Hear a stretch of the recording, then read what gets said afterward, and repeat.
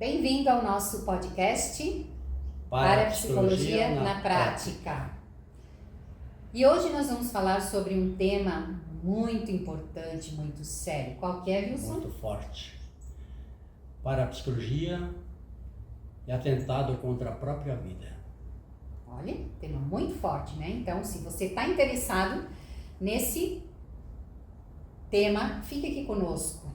Acompanhe, compartilhe, inscreva-se no nosso canal. Eu sou Anivalda Nazário Stolfi, parapsicóloga clínica e hipnoterapeuta.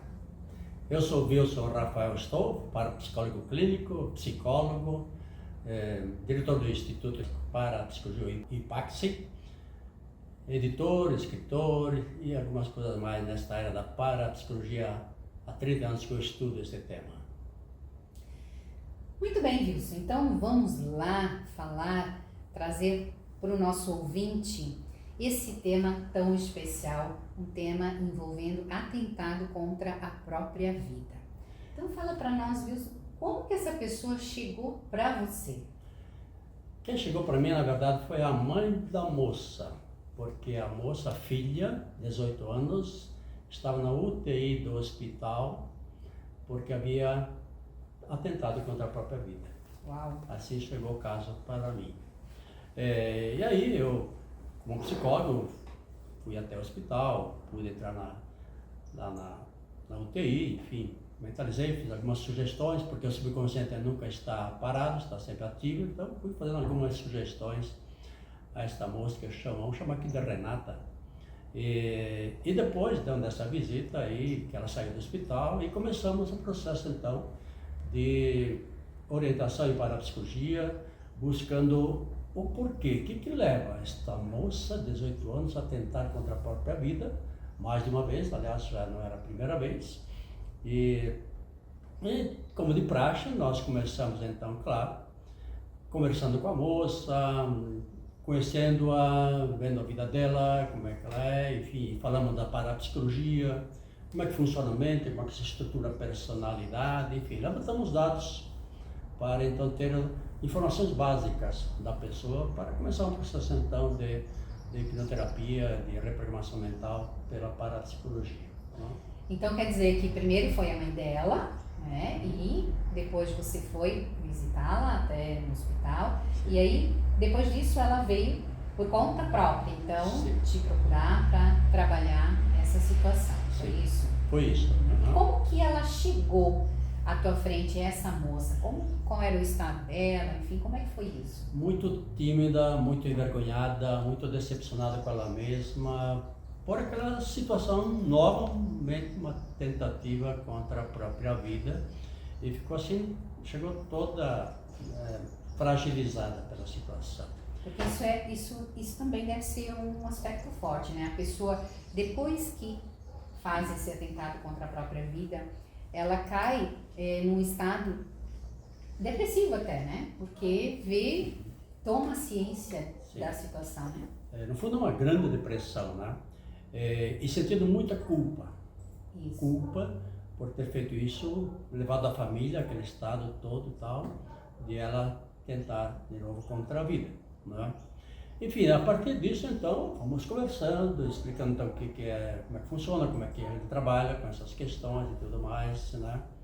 E comentei com ela que, no fundo, ela teve essa tentativa, mais uma vez, porque ela quer muito viver. Ela quer muito viver, no fundo, mas estava difícil dela viver pela história dela, pelas circunstâncias que a levaram a esse desfecho tão, né, forte, tão terrível.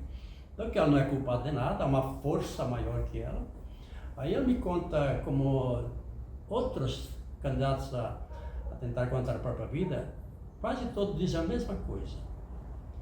Olha, doutor, não sou eu que quero, é uma força maior que eu, algo que vem, que eu não quero, mas a coisa me leva a isto, a essa tentativa.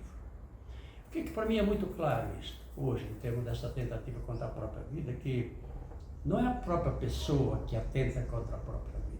É a força do subconsciente que supera o não querer consciente dela. Então, eu tenho notado que, infelizmente, vários clientes que eu atendi, candidatos a atentar contra a própria vida, que há esse fator há um consciente que não quer, mas há uma força que a leva a isso. Enquanto há consciente para lutar contra essa força do subconsciente, ela não se suicida. Não é? Deixa eu só fazer uma observação, Wilson, que também no caso que eu atendi, eu penso que seja comum nesse sentido. A pessoa acha que está consciente, porque ela diz, mas eu planejo, né? Eu fico pensando em como vou fazer isso, planejando. Então, parece estar consciente, mas fala, isso é consciente? Não é. É porque para o subconsciente a vida dessa pessoa é tão tênue, tão sem sentido, não tem graça nenhuma, que é melhor sair dessa condição de vida material e intuitivamente, quiçá, para uma outra dimensão onde possa encontrar vida e felicidade. Então o subconsciente sempre trabalha em prol da vida, cuja vida não é só a matéria. Há uma essência que vive nessa matéria, não é? A essência do ser ela é invisível, ela é além da matéria. Então essa essência, viver nessa matéria, está muito difícil, impossível praticamente. Então o subconsciente, no intuito de buscar algo melhor, em cuja matéria não tem sentido, é muito difícil, impossível quase, leva a pessoa a sair da matéria, que a matéria morre, mas o ser, a essência não, né?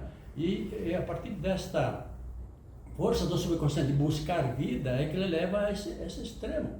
Então é o subconsciente que leva, enfim, quando no fim das contas o consciente está tão apagado, tão inexistente praticamente, que o subconsciente consuma o ato, leva a pessoa ao suicídio.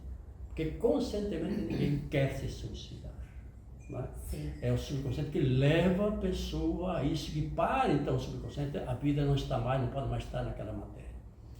Isso, mas aí a gente vai ao encontro de que a pessoa perceba que dá para resolver o problema dela, não é? Sem dúvida, porque, como eu disse, a pessoa quer muito viver, mas está difícil viver nessa matéria. Então eu digo, vamos buscar eliminar aquilo que te leva a querer eliminar a matéria, encontrar vida e felicidade na própria matéria.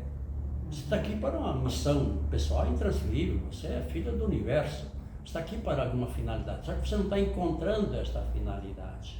Não é? E a partir disso, então, quais as causas, Wilson, que você encontrou aí que levavam essa pessoa a isso? Veja, tudo tem uma causa, uma escolha, acontece a partir de uma estruturação de personalidade. Olha a história desta menina. A mãe dela engravidou e quando ela chegou grávida em casa, o pai a expulsou de casa e ela saiu mundo afora, grávida, e foi parar numa cidade de 80 quilômetros longe de casa, noutra cidade, de carona em carona, né? E chegou lá noutra cidade, com aquela gravidez, sem onde viver, né? Jogada na rua por um tempo, depois encontrou um espaço, enfim, muito precário, começou a se prostituir para sobreviver, grávida, traficar drogas para poder sobreviver, ela e a filha. Nossa. Então veja o contexto que essa criatura, agora com 18 anos, ela foi gestada. Qual é a perspectiva de vida para esse bebê que a mãe estaria passando para ela? Zero. Ela não tinha nenhuma importância, ela era um estorvo, era um atrapalho. A mãe foi expulsa de casa por causa dela. Olha quanta carga essa menina tem. Carga de culpa que vem aí também, né? De culpa, tudo isso aconteceu por quê? A mãe está grávida, de quê? Da Renata. Logo, a Renata é culpada. Essa é a sensação que ela tem.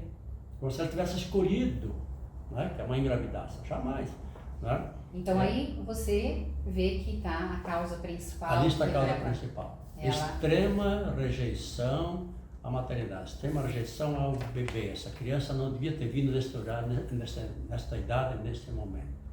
Então é isso que ela recebe. Era um grande peso, um grande estorvo para todos na família. Não é? Entendi. Tá? Então vai se estruturando essa vida num corpo sem vida praticamente. Né? Então quando chegar aos 18 anos, que é sair da adolescência para a adultez, aí a coisa fica mais difícil. Ela começa a ter que assumir a própria vida. Ela não tem base para assumir a própria vida. Então como é que ela vai assumir a própria vida? Muito interessante. Então, Wilson, antes da gente falar como é que se resolveu essa situação, Vamos pedir para o pessoal se inscrever no canal, compartilhar esse vídeo, curtir, fazer comentários, né? Para que a gente possa trazer aí mais conteúdos importantes e interessantes para o nosso pessoal, não é? Claro, exatamente. Então agora, Wilson, fala, como é que isso se resolveu? Como é que você conseguiu ajudar aí essa pessoa? Então, a partir dessas informações, desses dados todos e tal, começamos então a levar a Renata a compreender a verdade como um todo. Primeiro, que a mãe não rejeitou a Renata. A mãe rejeitou o contexto. E que a sua mãe, Renata, digo assim para ela, é uma grande mãe.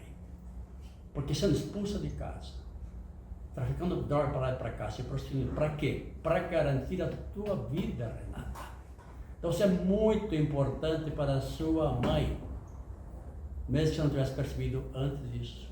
Mas se fosse tão importante, tanto que o pai seu, né, e você sabe disso, ela me contou, o pai quis abortá-la. E o pai era bem de vida, né, podia pagar para abortá-la, e a mãe disse, não vou abortar. Então a mãe assumiu essa criança. Essa é uma grande mãe. Respeitou a situação diante de todo esse contexto absolutamente adverso. E veja, isso pode ser a sua história também, ou de alguém que você conhece, e tudo tem solução. Então, a partir do momento que ela começa a perceber essas novidades que para ela não existiam, né, da importância da grandeza da mãe e da própria vida, ela começa a se entusiasmar, ela começa a se animar pelo processo. Não? Então, à medida que ela vai tomando consciência do todo, né, ela começa a perceber uma luz no fim do túnel. Né? E ela é muito inteligente, ela faz engenharia mecânica aos 18 anos, uma das melhores alunas da sala. E a partir daí ela foi de vez a estudar e tudo mais. Tinha um namorado lá que era também traficante e tal e tudo mais. E aí terminou esse namoro, e começou a encaminhar a sua existência para uma vida de fato com sentido. Né? E aí ela foi superando e foi se reprogramando, se restabelecendo, resgatando a grandeza de vida que estava nela, né? E foi superando aquilo que parecia que ela não devia nem estar aqui. Pelo contrário, ela começou a se dar conta de quanto ela é importante, quanto ela é válida, quanto ela é importante para a mãe. Né? E tornou-se, soube depois, nos tempos, ela terminou a engenharia, inclusive, eu acompanhei a vida dela mais adiante, e fiz acho que umas 8 sessões com ela. Né? Com clínica e hipnoterapia também. Com hipnoterapia, exatamente. Então, na hipnoterapia, na hipnose, na regressão de memória, ela reviveu as cenas traumáticas, fortemente sofríveis, mas ao mesmo tempo levei-a a perceber a verdade, que ela superou isso. Por pior que tenha sido a situação, ela vai se dar conta, enfim, da verdade maior, que tudo, no fim das contas, foi vencido, superado e assim por diante. Ou seja, saiu do sofrimento, da ameaça e pôde instalar, programar esse todo da proteção que prevaleceu na vida dela. Ela vai resgatar a sua capacidade imensa de inteligência e paranormalidade. Por isso ela é a melhor aluna da turma de engenharia. Né? Ela, antes de se formar em engenharia, ela já foi contratada por uma grande empresa multinacional, por ser a melhor aluna da sala. E ela deslanchou, né? Começou a vida dela que foi de vento e popa, né? Porque inverteu-se esse potencial de paranormalidade para a morte, para a vida. Né? Então, é o mesmo potencial. É magnífico isso, né, Wilson? É incrível, porque é isso, é reverter o processo. Indo para a morte ou indo para a vida. Mas essa situação aqui se estabelece nessa situação. E a partir disso, então, essa menina,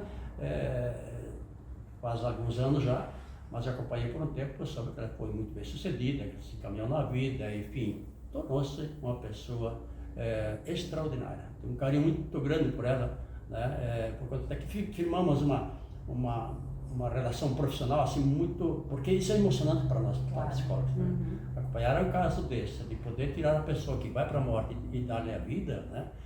Então, para ela nós somos importantes, quanto ela para nós é importante. Né? Então, esse processo é extraordinário. É uma experiência incrível, é uma satisfação enorme. Né? E como é que se consegue se tornar um profissional tão bom, Wilson? Estudando parapsicologia. Fazendo a formação, pós-graduação em parapsicologia. É ali que a gente aprende a fazer isso. Então, eu me formei há 26 anos, hoje eu sou diretor do Instituto, já formamos mais de 600 parapsicólogos em Curitiba, né? Venha, faça o curso de parapsicologia, né? E venha ser feliz conosco, tá bom? Isso mesmo, você é nosso convidado. Até o nosso próximo episódio. Até lá.